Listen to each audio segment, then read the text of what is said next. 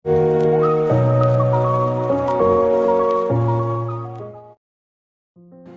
আলাইকুম, welcome to my channel Nila's notebook. আশা করি সবাই ভালো আছেন। তো সকালবেলা আমার ছেলেকে এখন মাদ্রাসায় নিয়ে যাব। তো আজকের ভিডিওটাতে আমি বলবো আমি কেন আমার বাচ্চাকে মাদ্রাসায় দিয়েছি, কী চিন্তা করে দিয়েছি আসলে। তো যখন আমি কনসিভ করি বা আমার বাচ্চা যখন আমার পেটে আসে, তখন আমার নিয়তি ছিল এটা যে আমার ছেলে মেয়ে যেই হোক আমি মাদ্রাসায় পড়াবো, হাফেজ বা হাফেজা করব। যদিও আমি এবং আমার হাজব্যান্ড দুজনই আমরা বাংলা লাইনে লেখাপড়া করেছি, কিন্তু কেন জানি মনে হলো যে আমাদের প্রথম বাচ্চাটাকে মাদ্রাসায় দিব। তো যখন ওর স্কুলে বা মাদ্রাসা ভর্তি হওয়ার সময় হলো, তখন আসলে আমরা তিনজনই একসাথে বসলাম, আমি, আমার শাশুড়ি এবং আমার হাজব্যান্ড। যেহেতু আমার শ্বশুর নেই আর আমার শাশুড়ি হচ্ছে আমাদের ফ্যামিলির মুরব্বী, তো আমরা সব কিছুতে আসলে ওনার মতামতটাকে অনেক প্রায়োরিটি দিই। তো আমার শাশুড়িরও অনেক ইচ্ছা ছিল যে উনি ওনার নাতিকে মাদ্রাসায় পড়াবে, কারণ আমার শাশুড়ি মানে পরবর্তীতে বুঝতে পেরেছে যে যেহেতু ওনার দুই ছেলেকে উনি স্কুলে পড়িয়েছে বা বাংলা লাইনে পড়িয়েছে, উনিও বলছিল যে মাদ্রাসায় দেওয়ার জন্য। তো মাদ্রাসায় দেওয়ার সময় আমাদের মাথায় সবচেয়ে বেশি যেটা কাজ করেছে সেটা হচ্ছে যে যদি ও কখনো হাফিজি লাইনে নাও পড়তে পারে, অন্তত ওর আরবি পড়াটা যেন হয় মাদ্রাসা লাইনে। আর যেহেতু আমরা নুরানিতে দিব, তো বাংলা, ইংরেজি, অঙ্ক সব বিষয়ই ওর সমান গুরুত্ব সহকারে পড়া হবে।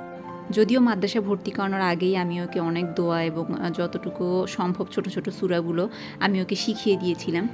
তো যেই ছবিটা এখন স্ক্রিনে দেখা যাচ্ছে, এটা হচ্ছে আমার বাচ্চার মাদ্রাসা থেকে এভাবে ডেলি পড়া, ডেলি দিয়ে দেয়।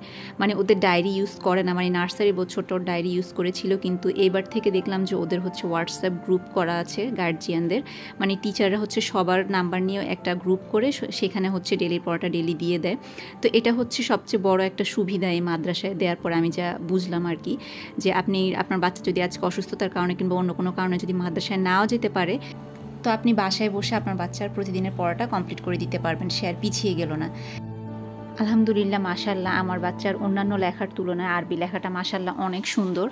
তো দেখা যাক, যদি ওকে হাফিজি লাইনে পড়াতে পারি, যদি আল্লাহর ইচ্ছা হয়, আল্লাহ যদি সহায় হয় আর কি।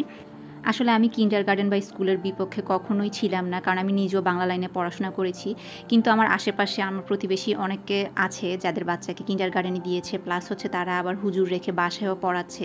তো তাদের কিন্ডারগার্টেনের যে বেতন, আমার বাচ্চার মাদ্রাসার কিন্তু সেম বেতন। তারপর তারা বাচ্চাকে 1500-2000 টাকা দিয়ে ঘরে এক্সট্রা হুজুর রেখে পড়াচ্ছে, যেটা আমার এমনি হয়ে যাচ্ছে। আর যেহেতু আমি বাংলা লাইনে পড়াশোনা করেছি, আমি আমার বাচ্চাকে ঘরে এমনিতেও অনেক কিছু শিখাতে পারি, ইংরেজি হোক, বাংলা হোক। তো সেদিক থেকেও চিন্তা করলে সে পিছিয়ে নেই।